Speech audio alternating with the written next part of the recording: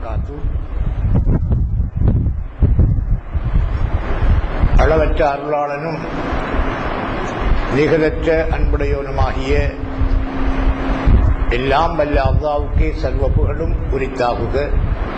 ஸலவாத்தும் ஸலாமும் சாந்தியும் சமாதானமும் சத்குணசீலர் சன்மார்க்க போதகர் சத்திய திருத்தூதர் ஷஃபீஉல் முذنبீன் சய்யிதுனா வ மௌலானா முஹம்மதுன் ஸல்லல்லாஹு அலைஹி வஸல்லம் அன்னவர்கள் மீதும் அன்னவர்களில் வழிவந்த அஹ்லு பைத்துக்கள் மீதும் உண்மை தோழர்கள் மீதும் உண்டாகுக என வேண்டியவனாக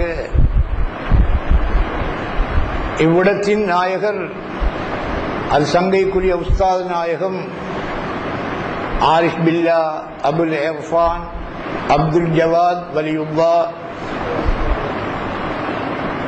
அன்னவர்களையும் அவர்களுடைய அருந்தவ புதல்வர் மிஸ்பாஹி நாயகம் அவர்களையும் முன்னிறுத்தியவனாக, கண்ணியத்துக்குரிய சகோதரர்களே, அல்லாஹ்வின் நல்லடியார்களே, இம்மாவுடைய குத்பாவின் பின்னால்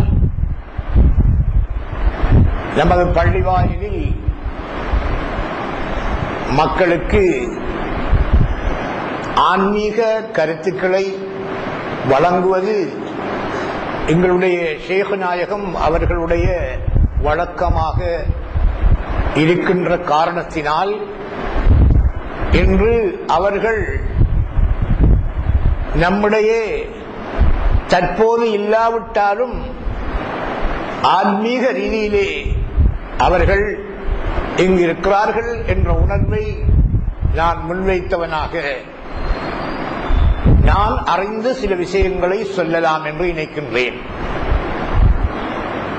என்னுடைய உபதேசம் எனக்கும் உங்களுக்கும் பயன் தர வேண்டும் என்று முதலிலே அல்லாஹு தஆலாவிடத்திலே பிரார்த்திக்கின்றேன். சய்யிதுனா மாலிக் இப்னு தீனார் ரலியல்லாஹு அன்ஹு அவர்கள் சொன்னார்கள், ஹரஜன் நாசு மினத் துன்யா வலம் யதூகு அத்யபல் அஸ்யாய். இந்த உலகிலே எத்தனையோ அறிஞர்கள், மார்க்கம் தெரிந்த மேதைகள், கல்வி ஞானம் கொண்டவர்கள், பெரும் அரசர்கள், கோடீஸ்வரர்கள், பட்டம் பதவி பெற்றவர்கள் வாழ்ந்து இந்த உலகை விட்டும் பிரிந்து விடுகின்றார்கள். வலம் யதூகு அத்யபல் அஷ்யாய். சகலவற்றிலும் மிக மனம் பொருந்திய ஒன்றை சுவைக்காதவர்களாக இந்த உலகை விட்டும் பிரிந்து விடுகின்றார்கள் என்று சொன்னார்கள். அப்படியானால் என்ன கருத்து? இந்த உலகிலே பெரும் பெரும் அறிஞர்கள் என்று போற்றப்படுபவர்கள் வாழ்ந்தும், பெரும் கோடீஸ்வரர்கள் வாழ்ந்தும் இந்த உலகை விட்டும் பிரிகின்ற நேரத்தில் எதை அறிய வேண்டுமோ அதை அறியாமல், எதை அனுபவிக்காமல் இந்த உலகை விட்டும் பிரிந்து விடுகின்றார்கள் என்று சொன்னபோது அவர்களிடத்திலே கேட்கப்பட்டது, அது என்ன? அந்த மனமான வஸ்து என்ன? எதை அறியாமல் அவர்கள் இந்த உலகை விட்டு பிரிகிறார்கள் என்று கேட்கப்பட்டது. அப்போது அவர்கள் சொன்னார்கள், கால ஹிய மாரிஃபத்துல்லாஹி தஆலா. அதுதான் அல்லாஹு தஆலாவுடைய மாரிஃபா, மெய்ஞானம். அல்லாஹு தஆலாவை பற்றிய அறிவு, அல்லாஹு தஆலாவை பற்றிய ஞானங்கள், அல்லாஹ்வை பற்றிய மாரிஃபாவை அறியாமலேயே இந்த உலகை விட்டும் பிரிந்து விடுகிறார்கள். இன்றும் அன்றும் அவர்களுடைய இந்த அருள் வாக்கு மிக பொருத்தமாகவே எங்களுக்கு தெரிகின்றது. அன்று பாருங்கள், சற்று ஆராய்ந்து, நபிமார்களுடைய காலம், அந்த நபிமார்களுடைய காலத்திலே நபிமார்கள் வந்து எதை சொன்னார்கள்? இந்த மாரிஃபத்துல்லாவை தான். இந்த மாரிஃபத்துல்லாவை சொல்லி அதற்கு நடைமுறை வாழ்க்கையையும் ஷரீஅத்தையும் படித்துக் கொடுத்தார்கள். யார் பின்பற்றினார்கள்? பிற அறிஞர்கள் பின்பற்றினார்களா? இந்த ஹுத்பா பிரசங்கத்திலே சொல்லப்பட்டது. யாரும் பின்பற்றவில்லை. யார் பின்பற்றினார்கள்? அவர்களிலே மிக பலவீனமானவர்கள் தான் பின்பற்றினார்கள். படிச்சு பட்டம் பெற்றவர்களோ அல்லது பெரிய கோடீஸ்வரர்களோ அல்லது புகழ் பெற்ற பெரியார்களோ யாரும் பின்பற்றவில்லை. எடுத்தவுடனே பின்பற்றியவர்கள் யார்? எங்களை போன்ற சாமானியமான மக்கள். யாரை பின்பற்றினார்கள்? நபிமார்களை, ரசூல்மார்களை. அப்ப நபிமார்களையும் ரசூல்மார்களையும் பெரும் படித்தவர்கள் என்று சொல்லக்கூடியவர்கள் பின்பற்றவில்லை. ஏன்?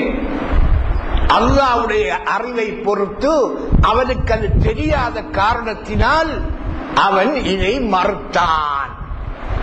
அல்லாஹ்வுடைய அறிவிலே பெரும் முட்டாளாக இருந்தான். அதுக்குத்தான் அவர்களை படித்த முட்டாள்கள் என்று சொல்லப்படுகின்றது. அல்லாஹ்வை அறியாதவரை அன்றும் படித்த முட்டாள்கள் என்று சொல்லப்பட்டது. இன்றும் படித்த முட்டாள்கள் என்று சொல்லப்படுகிறது. ஏன்?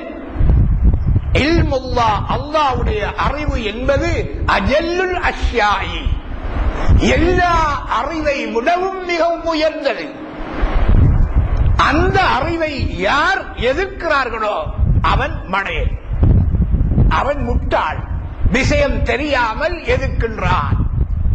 அதனால் தான் அல்லாஹ்வுடைய அறிவை ஏழைகள் தான், பலவீனமானவர்கள் தான் நபிமார்களுடைய காலத்திலே ஏற்றார்கள். இது வராசத்து, அனந்திரம். இமாம்கள் எடுத்து பாருங்களேன், எங்களுடைய ரசூலுல்லாஹ்வுடைய காலத்திலேயும் எதிர்த்தார்கள். இமாம்கள் வாழ்க்கை எடுத்து பாருங்க. உதாரணத்துக்கு நாம் அறிந்த இமாம் கஸ்ஸாலி இமாம், இவங்க இந்த அறிவு தெரிஞ்சா இருந்தாங்க? இல்ல. ஷரீஅத்துடைய அறிவில் தான் மிக திறன் பெற்றிருந்தார்கள்.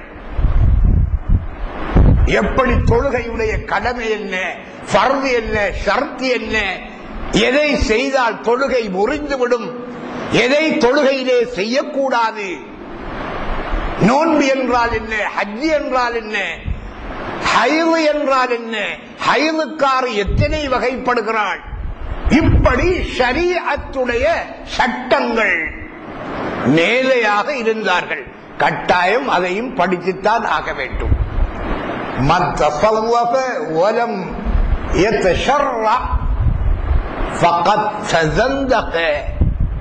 முன்னுக்கு போர்டுல போட்டிருக்காங்க,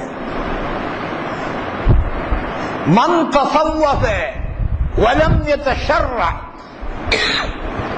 ஒருவன் சூபித்துவம் படிக்கின்றான், ஷரியத்துடைய மார்க்க சட்டங்களை படிக்கவில்லை, ஃபகத் தஃஸக, அவன் கெட்டவன்,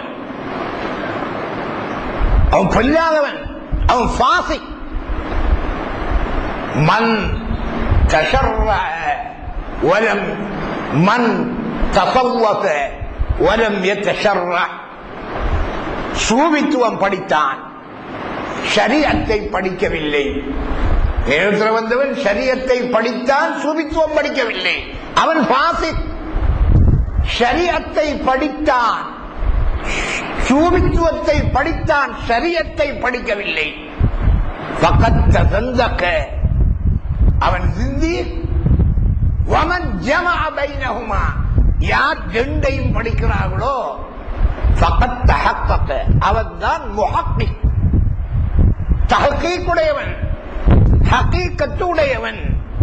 அப்ப இமாம் கஸ்ஸாலி ரஹ்மத்துல்லாஹி அலைஹி அவர்கள் வெளியரங்கமான இல்மிலே பெரும் மேதையாக புகழப்பட்டாலும் சூபிச அறிவிலே பூஜ்ஜியமாக இருந்தார்கள். முற்காலத்திலே ஒரு நாள் அவர்கள் தொழுகை நடாத்திக் கொண்டிருந்தார்கள். அவருடைய தம்பி ஒரு ஆள் இருந்தார், அஹமத். அவரு பின்னால நின்று தொழுவுறல்ல. உம்மாட்ட வந்து சொன்னா, கஸ்ஸாலி இமாம் தம்பி பின்னால நின்று தொழுவுறான் இல்லை, என்னன்னு தெரியாது. அப்ப வீட்டுல கொஞ்சம் பிரச்சனை நடந்துச்சு. அப்ப உம்மாவை சொல்லி பள்ளிக்கு அனுப்பி வச்சாங்க, போய் தொழு போட்டு. கஸ்ஸாலி இமாம் தொழுவிக்காக பின்னால தம்பி நின்று தொழுதார். தொழுது முடிஞ்சு இவன் தொழுகையை விட்டு போட்டு வந்துட்டார். ஏன் விட்டு விட்டு வந்தாய் என்று கேட்டார்கள். அதுக்கு தம்பி சொன்னார்கள், உங்களுடைய தொழுகையிலே மஅரிஃபத்துல்லா இல்லை, மஅரிஃபத்துல்லா இல்லாத காரணத்தினால் உங்களுடைய தொழுகையிலே நீங்கள் ஹைது சம்பந்தப்பட்ட விவரங்களைத்தான், சட்டங்களைத்தான் நினைந்து கொண்டிருந்தீர்கள். இப்படி இருக்கும் உங்களை எப்படி நான் பின்பற்றுவது? கஸ்ஸாலி இமாம் உடனே தலை குனிஞ்சாங்க. ஏன்? உண்மையிலே அவர்கள் தம்பி சொன்னது போல் ஹைது சம்பந்தமான அந்த சட்டங்கள் தான் தொழுகையிலே அவர்களுக்கு ஏற்பட்டிருந்தது. அப்ப அல்லாஹ்வுடைய சிந்தனை அவர்களுக்கு ஏற்படவில்லை. தம்பி கேட்டாங்க, உனக்கு எப்படி தெரியும் இதன் போட்டு? நான் சூஃபியாக்களுடன் சேர்ந்திருக்கிறேன், அவர்களின் மூலமாக மெய் அறிவு, இறை அறிவு நான் பெற்றிருக்கிறேன் என்று சொன்னார்கள். அன்றிலே இருந்து உலக புகழ்பெற்ற இமாம் கஸாலி ரஹ்மத்துல்லாஹி அலைஹி அவர்கள் தரக்க தத்ரீஸ பக்தாத், பக்தாதிலே படித்துக் கொண்டிருந்தவர்கள், தன்னுடைய படிப்பித்துக் கொடுத்துக் கொண்டிருந்தவர்கள் படிப்பித்தலை விட்டுவிட்டு சூஃபியாக்களின் பக்கம் வரஜா இலா குத்துபி சூஃபியா, சூஃபியாக்களுடைய கிரந்தங்களை பார்ப்பதிலே ஈடுபட்டு மேன்மகானார்கள். மகானாகியே மிஷ்காத்துல் அன்வார் என்ற ஞான பேழையை இந்த உலகிலே எழுதி மக்களுக்கு கொடுத்தார்கள்.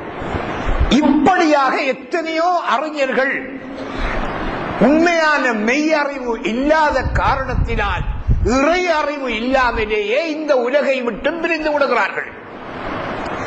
ஆகவே நாங்கள் யோசிக்க வேண்டிய அவசியம் இல்லை. படித்தவர்கள் தான் இதை எதிர்க்கிறார்களே, நாங்கள் எப்படி ஏற்பது என்று நாம் சிந்திக்க வேண்டிய அவசியம் இல்லை. ஏன்? அவனுடைய படிப்பு அவனுக்கு திரையாக இருக்கிறது. எங்களுடைய படிப்பு, சூஃபியாக்களுடைய படிப்புக்கு அது திரை இல்லாத படிப்பு, அது உள்ளத்தை தூய்மையாக்குகின்ற படைப்பு. உள்ளத்தை தூய்மையாக்கும் இறை அறிவு என்பது கல்வை தூய்மையாக்கக்கூடிய அறிவு.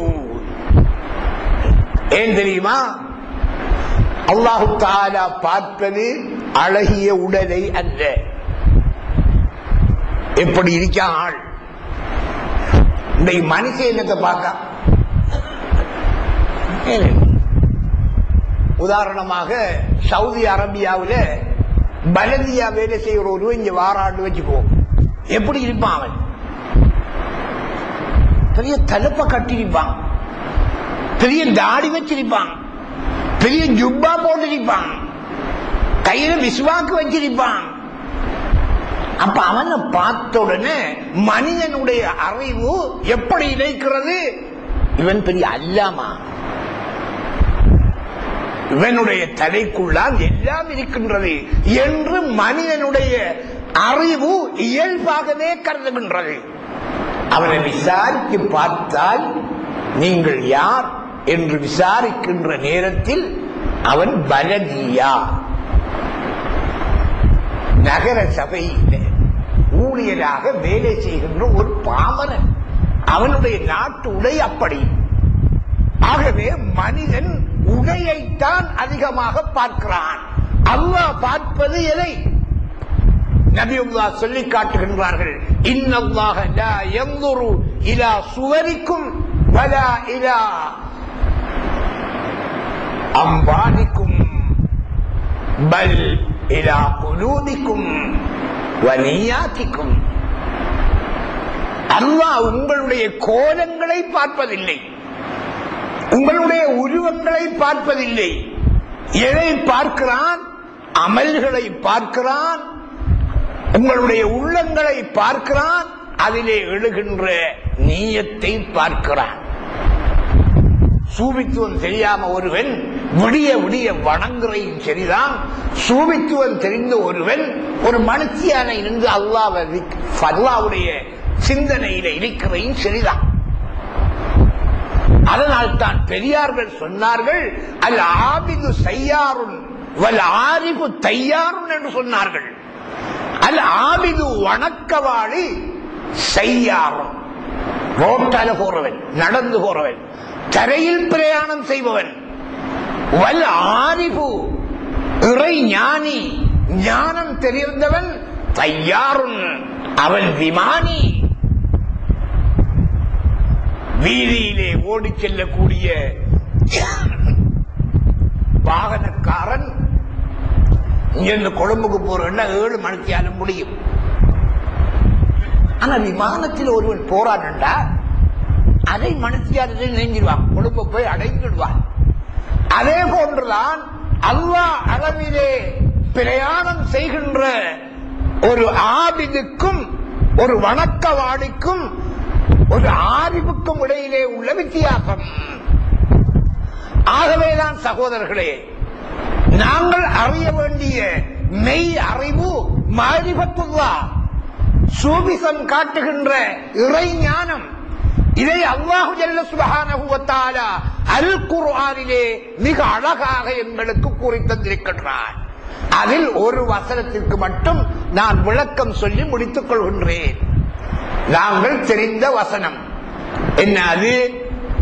பிஸ்மில்லாஹிர் ரஹ்மானிர் ரஹீம், அல்ஹம்துலில்லாஹி ரப்பில் ஆலமீன். இதுதான் நான் இன்று விளக்கம் சொல்வதற்கு எடுத்துக்கொண்ட வசனம். இந்த ஹுத்பாவில் சொல்லப்பட்டுச்சு, எங்களுடைய மார்க்கத்தோடு ரசூலுல்லாஹ் தீன கொண்டு வந்ததுடன் ஏனைய மார்க்கங்கள் மாற்றப்பட்டு விட்டது. அது உண்மை. ரசூலுல்லாஹ்வுக்கு முதல் வந்த வேதங்களும் மாற்றப்பட்டு விட்டது. தௌராத், ஜபூர், இன்ஜீல்.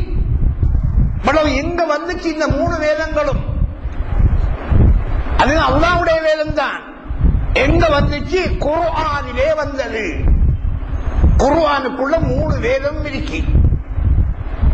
இந்த குர்ஆனிலே இருக்கக்கூடிய வேதங்கள் எல்லாம் சூரத்துல் ஃபாத்திஹாவிலே இருக்கிறது.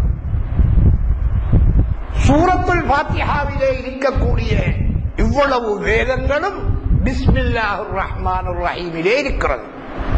இந்த பிஸ்மில்லாஹிர் ரஹ்மானிர் ரஹீமிலே இருக்கக்கூடிய இந்த விளக்கம் அந்த பேயின் கீழே இருக்கக்கூடிய நுக்தா, அந்த புள்ளியின் உள்ளே இருக்கிறது. அப்ப உலகத்தில் வந்த 4 வேதங்களும் எங்கடி பிஸ்மில்லாஹிர் ரஹ்மானிர் ரஹீம் என்ற அந்த பேயின் கீழே இருக்கின்ற அந்த புள்ளியின் உள்ளே இருக்கிறது.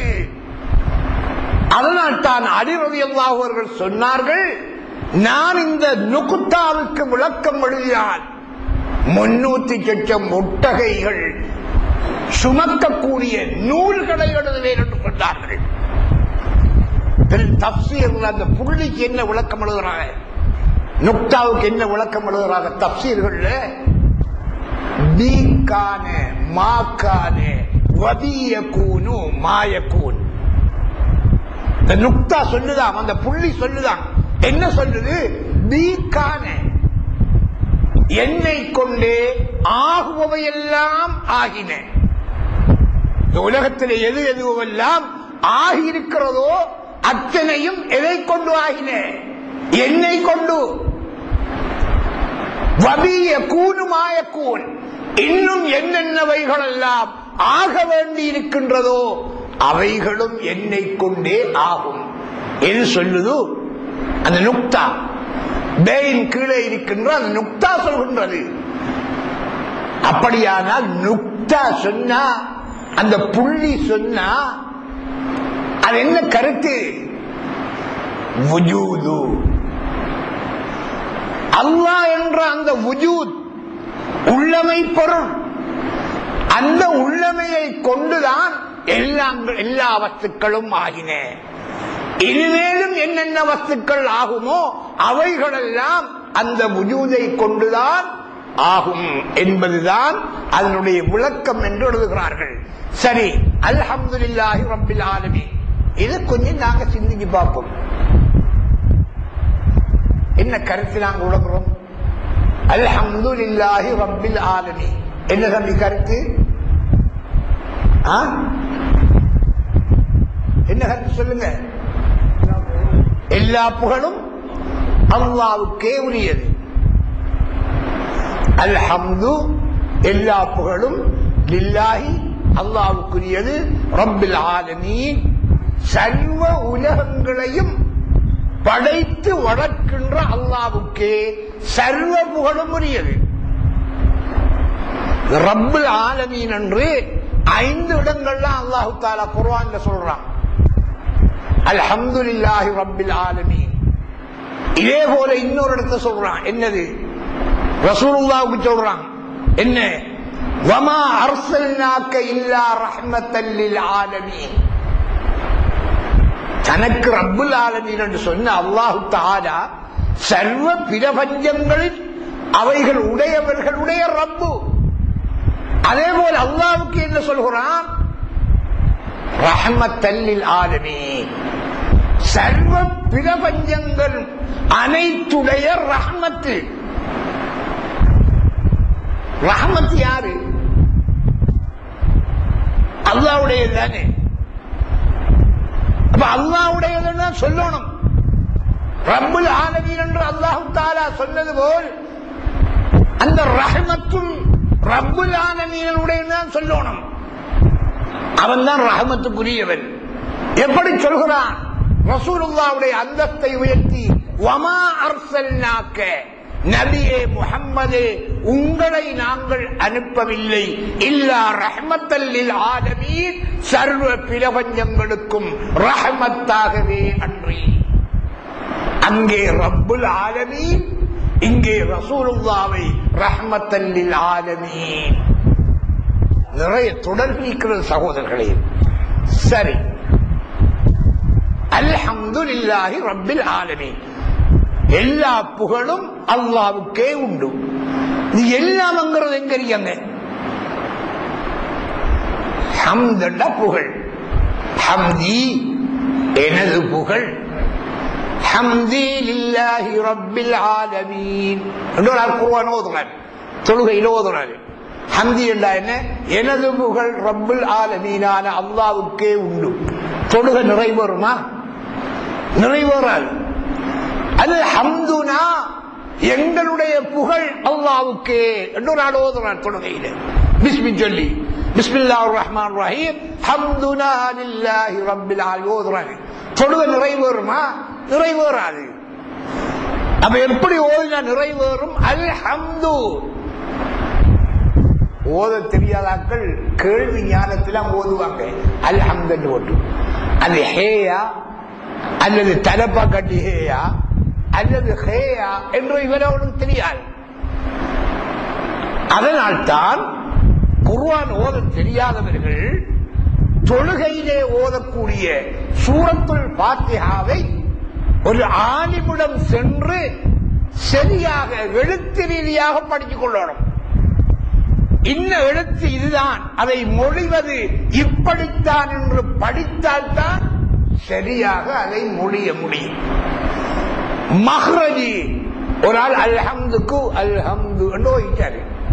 அல்ஹம்துக்கு அல்ஹம்து என்று ஓயிட்டாரு. கேட்க ஒன்று மாதிரி இருக்கும். அல்ஹம்து சரியா தானே ஓதுறேன். நான் சரியாத்தான மௌலி ஓய்ங்க ஓதுவார். எப்படி தம்பி? ஹே வச்சு ஓய்னீங்களா, ஹே வச்சு ஓய்னீங்களா அல்லது ஹே வச்சு ஓய்னீங்களா என்று கேட்டு அவருக்கு தெரியாது. அப்ப தொழுகை என்ன ஆகும்? விடிய விடிய தொழுதாலும், வருஷமெல்லாம் தொழுதாலும், மவுத்து வரையும் தொழுதாலும், சூரத்துல் ஃபாத்திஹாவுடைய அந்த சூறாவிலே ஒரு எழுத்தை சரியாக ஓதவில்லையானால், தெரிந்து ஓதவில்லையானால், மவுத்து வரையும் தொழுதாலும் வேறில்லை, தொழுகை நிறைவேறாது. அந்த அளவுக்கு முக்கியத்துவம் சூரத்துல் ஃபாத்திஹாவுக்கு கொடுக்கப்பட்டிருக்கு. தொழுகையில 4 விஷயம் வாயால ஓதணும், மனசால ஓதப்படாது. ஒன்று என்ன? அல்லாஹு அக்பர் என்று முதலாவது கட்டக்கூடிய தக்பீர். ஒரு ஆள் சும்மா என்ன செய்வார்? முதலாவது தக்பீர் அப்படி கட்டினாரு மனசுக்குள்ள தொழுகை வருவா இல்ல. தக்பீர் தஹ்ரீம், முதலாவது தக்பீர் அல்லாஹு அக்பர் என்கிறது நாவால் மொழிய வேண்டும். இரண்டாவது பிஸ்மியுடன் சூரத்துல் ஃபாத்திஹா கட்டாயம் ஓதணும். மூணாவது அத்தஹியாத்து, இதுவரையும் அல்லாஹும்ம ஸல்லி அலா சய்யிதினா முஹம்மதின் வ அலா ஆலி சய்யிதினா முஹம்மதின் சேர்த்துக்கலாம்.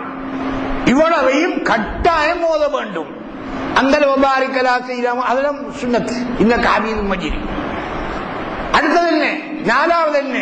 முதலாவது கொடுக்கக்கூடிய சலாம், அஸ்ஸலாமு அலைக்கும், நாவினால் மொழிய வேண்டும்.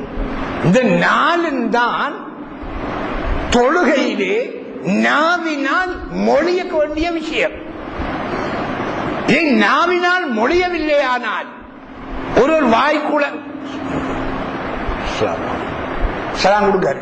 எப்படி கொடுக்காரு? சத்தம் இல்லாமல் மொழிகிறாரு. மொழியல்லவரு இப்படி செஞ்சாருன்னா இவருடைய தொழுகை கூடுமா? கூடாது.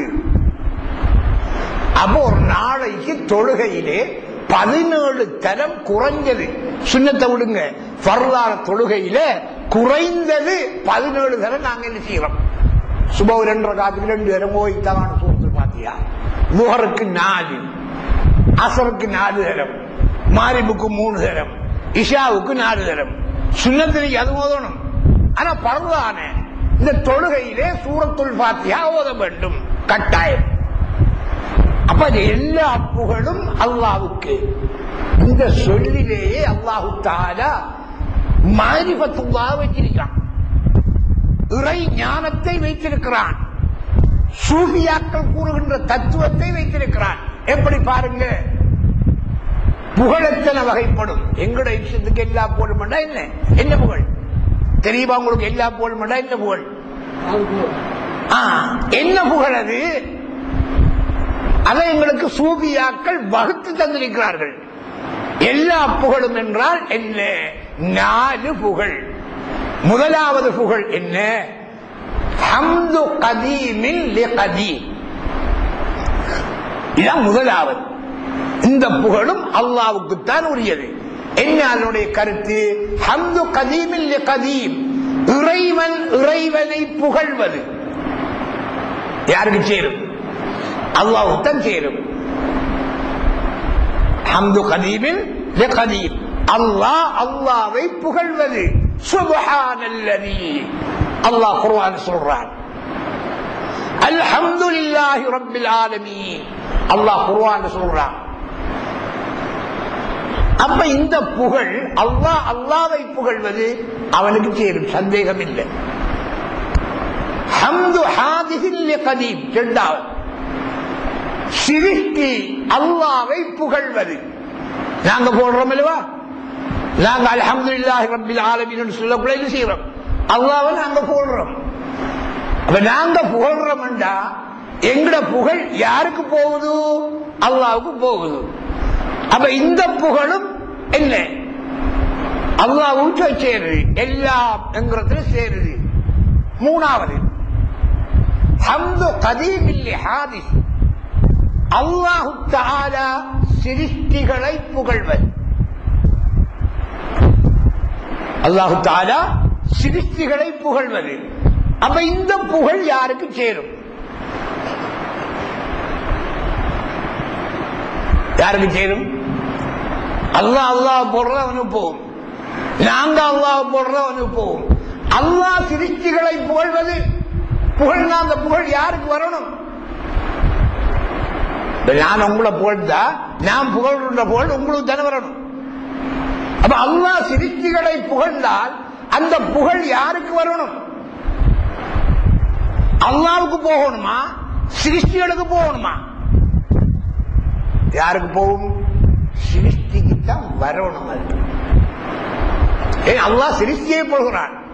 சுப்ஹானல்லதி அஸ்ரா பிஅப்திஹி லைலன் மினல் மஸ்ஜிதில் ஹராம் இலல் மஸ்ஜிதில் அக்ஸா அல்லதி பாரக்னா ஹவுலா லினுரியஹு மின் ஆயாத்தினா அஜபா.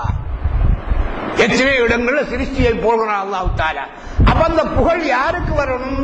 சிருஷ்டிக்கு வரணும். கொள்கைவாதி இமாம்கள் என்ன சொல்றாங்க? அந்த பொருள் அல்லாஹ்வுக்கு தான் போகும். எப்படி போகும்? நாங்க சிந்திக்க வேண்டும். நாலாவது புகழ் என்ன? ஹம்து ஹாதிஸின் லிஹாதிஸி. சிருஷ்டியை புகழ்வது. நான் ஆரிஃபீனை புகழ்வது. யாருக்கு போகும்? நான் புகழ்றது ஆரிஃபீன் ஹாஜியாருக்கு போகும். ஆரிஃபீன் ஹாஜியார் என்னை புகழ்வது. அவர் போடுற யாருக்கு வரும்? எனக்கு தான் வரும். இது எப்படி அல்லாஹ்வுக்கு போகும்?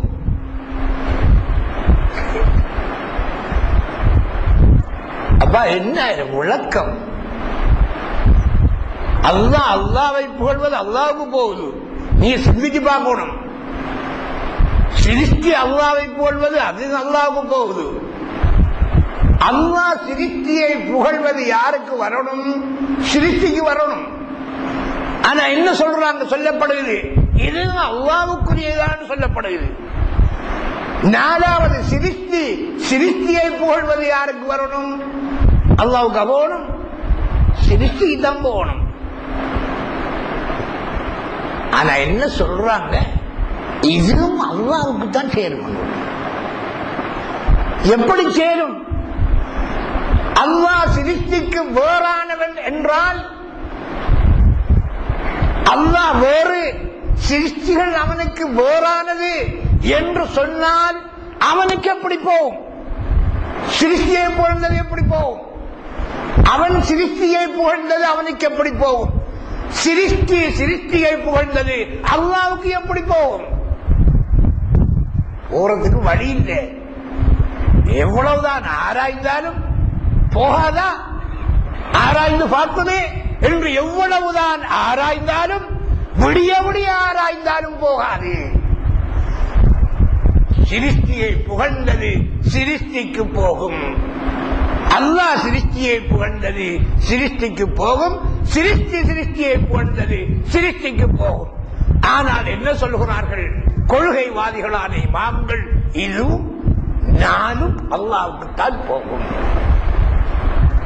அல்லாஹ் வேறு, சிருஷ்டி வேறல்ல. அல்லாஹ் சிருஷ்டிக்கு வேறானவன் அல்ல. அவன் எங்கோ இருக்கிறான், சிருஷ்டி எங்கோ இருக்கிறது. எப்படி அவனுக்கு போகும் என்று ஆராய்ந்தால் விடை காண முடியாது. அப்ப இதற்கு விடை காண வேண்டுமாயின் எங்கே போக வேண்டும்? தஸவ்வுஃபினுள்ளே போக வேண்டும். தஸவ்வுஃபினுள்ளே போனால் தான் இதற்கு விடை காண முடியும். தஸவ்வுஃப் என்ன சொல்கிறது? அல்லாஹ்வுக்கு வேறான சிருஷ்டி ஒன்றுமே கிடையாது.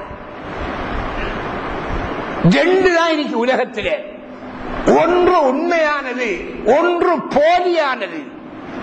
உண்மையானது ஹக்கு என்று அழைக்கப்படுகின்றது, அல்லாஹ் என்று அழைக்கப்படுகிறான். போலியானது ஹல்க் என்று அழைக்கப்படுகிறது, சிருஷ்டி என்று அழைக்கப்படுகிறது. இந்த இரண்டையும் தவிர உலகிலே இன்னொன்று கிடையாது.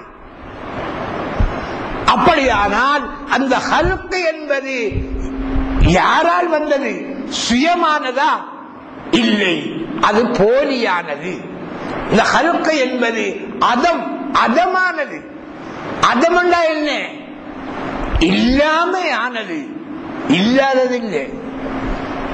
இல்லாமல் இருந்து கொண்டு வர வேற விஷயம். இல்லாமை என்பது அது இல்லாததல்ல. இல்லாமை என்பது வர முடியாது. ஏன்? அதே இல்லை. அதம் இல்லை என்று சொல்லும் போது எப்படி அது தோன்ற முடியும்? அதம் இல்லாமை என்று சொல்லும் போது அதற்கு எதிரானது வுஜூத், அது ஒன்றுதான். அந்த வுஜூத் தான் அல்லாஹ் என்ற உள்ளமை. அல்லாஹ் என்ற உள்ளமை மட்டும்தான் வுஜூதே தவிர ஹல்க் என்று சொல்லக்கூடிய சிருஷ்டி அதம் இல்லாமை. சிருஷ்டி போல் எங்களுக்கு தோற்றுகிறது. உலகம் தோற்றுகிறது. ஆனால் உண்மையிலே அங்கே இருக்கின்ற சாமான் என்ன? அதுதான் இருக்கிறது. அதை தவிர இன்னொன்று கிடையாது. தன்னை அறிந்தவன் தன் ரப்பை அறிந்தான். என்னது? தன்னை அறிஞ்சவன் ரப்ப அறிகிறான். என்னது? தான் யார் யார் என்று ஆராய்ந்து ஆராய்ந்து பார்த்து கடைசியில முடிவு என்ன வரும்? நான் இல்லைன்னு வரும். ஏன் அதம் அது? நான் இல்லை. இந்த பாய் இருக்கிறவா, இதுக்கு புத்திரி கண்டு வச்சுக்குவோம். இது ஆராய்ந்து ஆராய்ந்து இந்த பாய் நான் யார் யார் என்று ஆராய்ந்து ஆராய்ஞ்சா என்ன முடிவுக்கு அது வருகிறது? நான் இல்லை என்ற முடிவுக்கு வரும். நான் இல்லை என்ற முடிவுக்கு வந்தா அங்க இருக்க பார்த்தால் என்னது? பந்தான் இருக்கின்ற முடிவுக்கு வரும். ஷர்ட் என்பது தன்னை ஆராய்கிறது என்று வைத்துக் கொள்வோம். அது பகுத்தறிவில்லை. ஆனா பகுத்தறிவு இருக்கின்ற வைத்துக் கொள்வோம். ஆராய்து நான் யார், நான் யார், எங்கிருந்து வந்தேன், நான் யார், ஷர்ட்டா? இந்த ஷர்ட் எங்கே இருக்கிறது? நூல் தானே இருக்கிறது. நூல் எங்கே இருக்கிறது? பஞ்சுதானே இருக்கிறது. அப்ப நான் என்ற முடிவு ஆராய்ந்து ஆராய்ந்து அந்த நான் என்ற முடிவு எதை எடுக்கும்? நான் இல்லை. இல்லைன்னா என்ன இருக்கு? பஞ்சுதான் இருக்கு.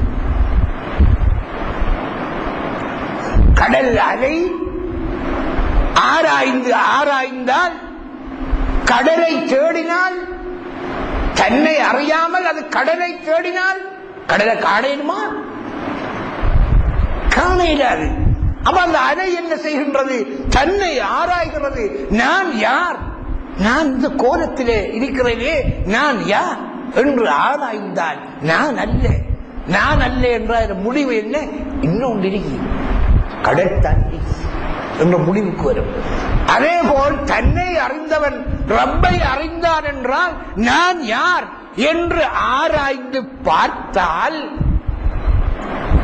முடிவிற்கு ஆராய்ச்சியுடைய முடிவு. ஒரு மனிதன் தன்னை ஆராய்ந்து ஆராய்ந்து அதனுடைய முடிவு என்ன வரும்? நான் இல்லை. நான் இல்லைன்னா இந்த இருக்கிற யாரப்பா, அதுதான் இன்னைக்கு. அதை ஆராய்ந்து ஆராய்ந்து கடல் தான் இருக்கின்றது என்பதை அறிந்து கொள்வது போல, பாய் ஆராய்ந்து ஆராய்ந்து பண்டான் இருக்கிறது என்பதை அறிந்து கொள்வது போல, நான் என்பதை ஆராய்ந்து ஆராய்ந்தால் முடிவு என்ன? அதுதான் இருக்கு. தன்னை அறிந்து தவத்தில் இருக்கையில் மின்னனை போல் ஒன்று இலங்கிடுமே.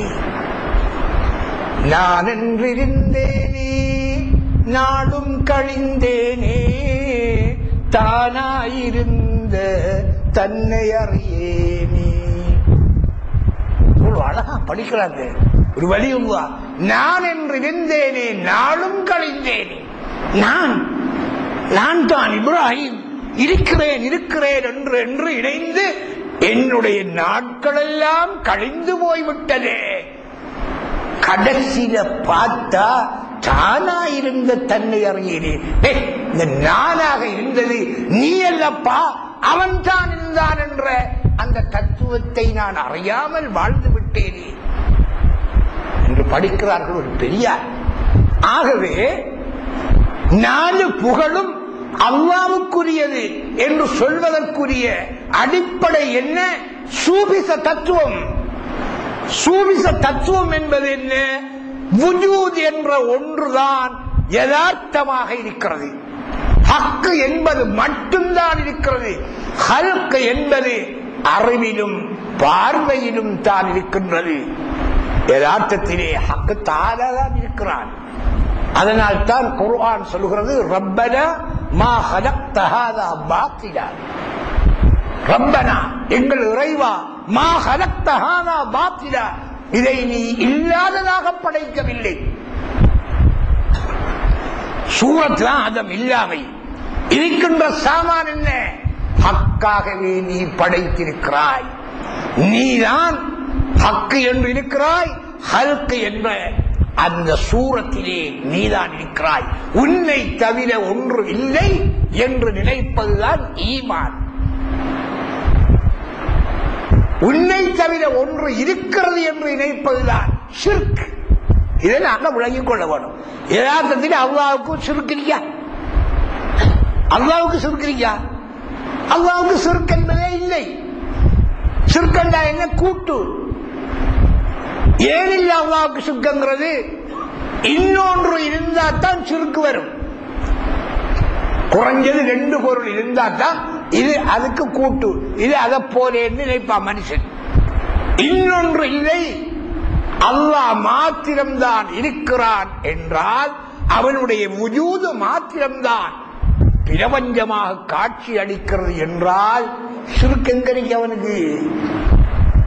அவனுக்கு கூட்டு இல்லை. நாம நினைச்சிட்டோம்டா இவன் அவனை போல, நம்மளை நினைச்சு நமக்கு உருவம் இருக்கிற மாதிரி அல்லாவுக்கு ஒரு உருவம் இருக்கு, குறிப்பிட்ட உருவம் இருக்குன்னு அவன் நினைக்கான். அல்லாவும் குறிப்பிட்ட உருவம் இருக்கு, அவன் எங்கேயோ இருக்கிறான் நினைக்கான். அதுதான் ஷிர்க். யதார்த்தத்தில் ஷிர்க் கிடையாது. ஷிர்க் 2 வகை, ஷிர்க் ஜலி, ஷிர்க் ஹபி. ஷிர்க் ஜலி என்றால் என்ன? சாமி மாரையில கும்பிடுறாங்களே, ஒரு சிலையை வச்சுட்டு சிலையை கும்பிடுறது, சிலையை வணங்குறது, சிலை வணக்கம் செய்கிறது, இது ஷிர்க் ஜலி, பகிரங்க ஷிர்க். அப்படி செய்யலாது மார்க்கத்திலே. ஏன் செய்யலான்னு வந்துச்சு? நாங்கள் இருதயம் வச்சுட்டு வணங்குறோம். முஸ்லீம்கள்லாம் ஏதாவது ஒரு பொருளை வச்சுட்டு வணங்குறாளா? இல்ல. ஏன் அப்படி வணங்க முடியாது? சர்வமும் அவன் என்றால், சர்வமாக இருப்பதும் அல்லாவுக்கு வேறு இல்லை என்றால் எல்லாத்தையும் ஒரு மனுஷன் வச்சு வணங்கலாமா? இந்த உலகத்திலே கல்ல கொண்டு வாரான், பூவை கொண்டு வாரான், மண்ணை கொண்டு வாரான், மண்ணை கொண்டு வாரான், காட்டை கொண்டு வாரான், மேட்டை வச்சு வணங்குறான். வணங்கணுமா? முடிக்கணுமா வணங்கி அல்லாவே? அப்ப அவனை கட்டுப்படுத்தி வணங்குகிறான். அப்ப கட்டுப்படுத்தி வணங்க வேண்டிய நிலை ஏற்படுகிறது. அதனால் தான் சர்வமுமான வல்ல அல்லாஹ் தஆலாவை ஒரு பொருளிலே அல்லது சில பொருட்களிலே கட்டுப்படுத்தி வணங்கக்கூடிய கட்டுப்பாடற்ற அகண்ட பொருளான வஜூதை கண்ட பொருளாக வைத்து வணங்குகிறான். ஷிர்க். அது ரசூலுல்லாஹ் தடுத்தாங்க. அப்ப நாங்க எதையுமே வச்சு வணங்கலாம். முஸ்லீம்களே, எங்களுடைய கொள்கையின்படி எல்லாம் அவனுடைய படைப்பு. அவனுடைய படைப்பு என்றால் அவனாக இருக்கிறது. அப்ப எதை வச்சு வணங்கலாம்? எதையுமே வைத்து வணங்க முடியாது. இந்த ஷர்ட் உங்கள்கிட்ட காட்டி, தம்பி இந்த ஷர்ட்ல பஞ்சு எங்க இருக்கு, இதுல மட்டும்தான் பஞ்சிருக்கான்னு கேட்கான். இந்த ஷர்ட்ல நான் சொல்றேன், இந்த ஷர்ட்ல மட்டும்தான் பஞ்சிருக்கு, நீங்க ஏத்துக்குவீங்களா? யாரும் மடையன் மௌலே, நீங்க உங்களோட செல்ல மாட்டார் பஞ்சிருக்கு, எந்த இல்லையா, அவன்ட இல்லையா, இவன் இல்லையா, எல்லாமா இருக்க நீங்க ஒன்றை மட்டும் எப்படி நீங்க சொல்லுவீங்க? உங்களுடைய ஷர்ட்டில் மட்டும்தான் பஞ்சிருக்கின்றது, எல்லார ஷர்ட்லையும் பஞ்சுதான். அப்ப ஒன்றிலே கட்டுப்படுத்தி வணங்க முடியாது. அதனால் தான் இஸ்லாம் அதை தடை செய்திருக்கிறது. இதற்கு ஷிர்க் ஜலி. ஷிர்க் ஹபி என்றால் என்ன? இறைவனுக்கு வேறான ஒன்று இருக்கின்றது என்று நினைப்பது ஹபி, மறைந்த ஷிர்க். இந்த மறைந்த ஷிர்க்கத்தான் அதிகமானவர்கள் என்று ஈமான் என்று நினைக்காங்க. அது ஈமான் இல்லை, மறைந்த ஷிர்க். அதனால் தான் கொள்கைவாதிகள் முஹக்கிகீன்கள் சொல்றாங்க, மன் ஸஅம அலா அன்னல்லாஹ ஃபீ ஷைஇன் அவ் மின் ஷைஇன் அவ் அலா ஷைஇன் அவ் ஃபௌக ஷைஇன் அவ் தஹ்த ஷைஇன் அவ் அமாம ஷைஇன் அவ் வராஅ ஷைஇன் ஃபகத் அஷ்ரக. இத முறையிலே எங்களுக்கு போதும். மன் ஸஅம, ஒருவன் திட உறுதி கொள்கிறான், திடமாக நம்புகிறான், அலா அன்னல்லாஹ, நிச்சயமாக அல்லாஹ், மின் ஷைஇன், ஒரு வஸ்துவில் நின்றும் அல்லாஹ் இருக்கிறான். ஒருவர் நினைச்சான் அல்லாஹ் ஒரு வஸ்துவில் இருந்து வந்திருக்கான். அவ் ஃபீ ஷைஇன் அல்லது அல்லாஹ் ஒரு வஸ்துவிலே இருக்கிறான். நல்ல விளைவுகளோடு கடைசியில் நான் கேட்பேன், ஒரு வஸ்துவில் என்றும் இருக்கிறான் என்று ஒருவன் நம்புகிறான், அல்லது அல்லாஹு தஆலா ஒரு வஸ்துவிலே இருக்கிறான் என்று ஒருவன் நம்புகிறான். மின் ஷைஇன் அவ் ஃபீ ஷைஇன் அவ் அலா ஷைஇன் அல்லது ஒரு வஸ்துவின் மீது இருக்கிறான் என்று ஒருவன் நினைக்கிறான். அவ் ஃபௌக ஷைஇன் அல்லது ஒரு வஸ்துவுக்கு மேலே இருக்கான் என்று நினைக்கிறான். அவ் தஹ்த ஷைஇன் அல்லது ஒரு வஸ்துவுக்கு கீழே இருக்கான். அவ் அமாம ஷைஇன் அல்லது ஒரு வஸ்துவுக்கு முன்னாலே இருக்கான். அவ் வரா ஷைஇன் அல்லது ஒரு வஸ்துவுக்கு பின்னாலே இருக்கான் என்று ஒருவன் நம்பினால் ஃபகது அஷ்ரக அவன் திட்டமாக ஷிர்க் வைத்து விட்டான். ஏன் ஷிர்க் வைக்கிறான்? ஏன் அவன் ஷிர்க் வைக்கணும்? எல்லாரும் சொல்றான் அல்லாஹ் எல்லாத்திலையும் இருக்கான், தூண்ல இருக்கான், துரும்புல இருக்கான் சொல்றாங்க தானே. அப்ப ஏன் அவன் ஷிர்க் வைக்கிறான் என்றால் இதுக்கு அடிப்படை என்ன என்றால், எல்லாத்துக்கும் அடிப்படை அல்லாஹ் இருக்கிறான், அவன் ஒரு வஸ்துவிலே இருக்கிறான். அல்லாஹ் வேற, அவனுக்கு வேறான ஒரு வஸ்து ஒன்று இருக்கி, வேறான வஸ்து ஒன்று இருக்கிறது. அல்லாஹ் வேறு, அவனுக்கு வேறான ஒரு வஸ்து இருக்கிறது. இந்த சிருஷ்டி என்பது வேறான வஸ்து, அந்த வஸ்துவிலே அல்லாஹ் இருக்கிறான். எத்தனை வஸ்து, எத்தனை மூலப்பொருள்? ரெண்டு மூலப்பொருள். அல்ல ஒரு வஸ்துவில் என்றும் அல்லாஹ் இருக்கிறான். எத்தனை மூலப்பொருள்?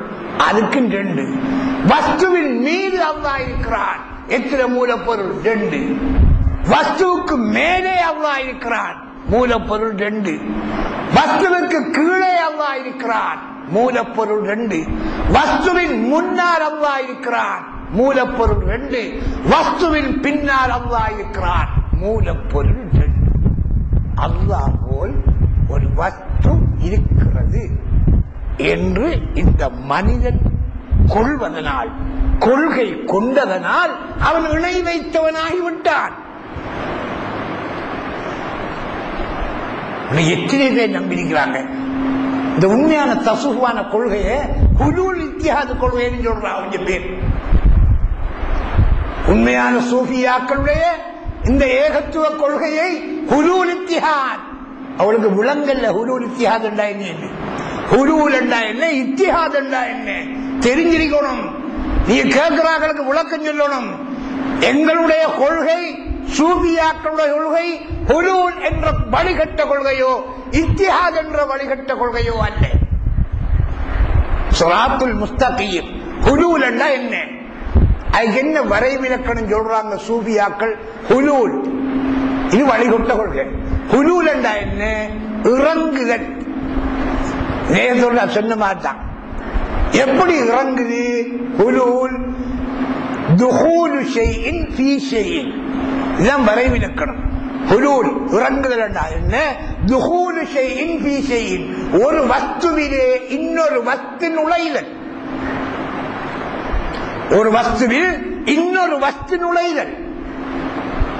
அவ சிருஷ்டி என்ற ஒரு வஸ்து இருக்கிறது. அந்த வஸ்துவிலே அல்லாஹ் என்ற வஜூத் வந்து நுழைகிறான். தூணிலே இறைவன் இருக்கிறான் என்பது போல, துரும்பிலே இறைவன் இருக்கிறான் என்பது போல, மலரிலே, மலர் என்ற தனியான வஸ்துவிலே வண்டு வந்து தனியான வஸ்து அமர்வது போல் அல்லாஹ் சிருஷ்டியிலே இருக்கிறான். பிழையான கொள்கை. இதுக்கு ஹுலூல் என்று சொல்லப்படும். ஏன் ஹுலூல் என்று சொல்லப்படும்? அல்லாஹ்வுடைய வஜூதை போல் இன்னொரு வஜூது இருக்கிறது என்று இவன் நம்ப வேண்டிய கட்டம் ஏற்படும். இன்னொரு வஸ்து இல்லை. ஆனால் தான் முன்னோர்கள் எல்லாம் அல்லாஹ் எங்கும் நிறைந்தவர் என்று சொன்னாங்க. எங்களோட முன்னோர்கள் எங்கு நிறைஞ்சவனா இன்னொரு நிறைஞ்சிருக்கிறோம் இல்லையா? எங்கு நிறைஞ்ச சாமா ஒன்று இருந்தா இந்த சிருஷ்டி எங்க இருக்கிற? அப்ப என்ன கருத்துல சொன்னாங்க? எங்கும் நிறைந்தவன் என்றால் உலகமே அவன் தான். அதைத்தான் முன்னோர்கள் சொன்னார்கள். இடையிலே வந்தவர்கள் அந்த கருத்தை மாற்றிவிட்டார்கள். பழைய மௌலில எடுத்து பாருங்க, ஞான பாடல்கள் எடுத்து பாருங்க, எல்லாம் இப்படித்தான் சொல்லியிருக்காங்க. அப்ப ஹுலூல் என்றால் என்ன? ஒரு மூலப்பொருள் யதார்த்தத்திலே இருக்க இன்னொரு மூலப்பொருள் இருப்பதாக நினைத்து அதிலே இது இறங்குதல். ரெண்டு இறங்குதலுக்கு ரெண்டு போடும். உண்மையான கொள்கை ஒன்றுதான் இருக்கிறது. அப்ப ஹுலூல் என்பது பிழையான கொள்கை. இத்திஹாத் என்ற கொள்கை இதுவும் பிழையான கொள்கை. இதை நாங்கள் பிழை என்றுதான் சொல்கிறோம். சூபியாக்கள் பிழை என்றுதான் சொல்கிறார்கள். இத்திஹாத் என்றால் என்ன?